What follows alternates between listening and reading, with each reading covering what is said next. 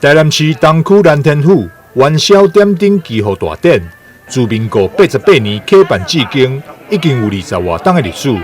一直以来，拢是邀请到地方首长担任点灯官，为人民祈福。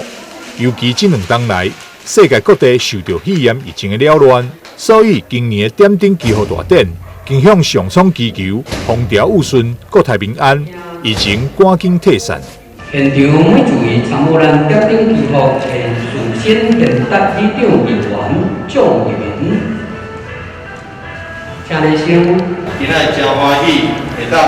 来代表台南市187万市民来到咱南天府来点灯祈福，祈求国泰民安、风调雨顺，咱台南市民拢健康平安，会当持续加力吼。尤其疫情会当退散，互咱百姓、咱的市民朋友会当平安，咱的生活恢复正常。尤其咱这个防疫工作过去拢做了真好，那么希望讲这个疫情会当伫咱市民朋友防疫做了好的前提下，会当早日退散尤其咱的好朋友，大家会当身体健康，事事如意，平安顺利，大赚钱，好年行大运。今仔日也有请咱的台南市咱的大家长。这个黄市长来甲咱南天府做祈福点灯的仪式而且啦，咱嘛是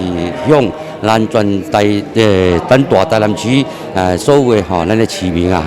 恭祝大家新年快乐元宵节快乐一切拢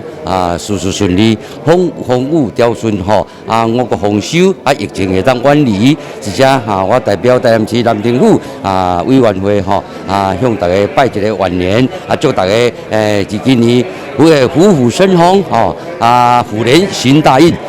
庙方除了邀请市长黄伟哲担任点灯官，民政局长江玲煌、东区区长颜灵通、议员蔡淑慧、王家珍、议员参选人曾之杰，以及真侪东区里长，拢做伙出席点灯，为国家祈福。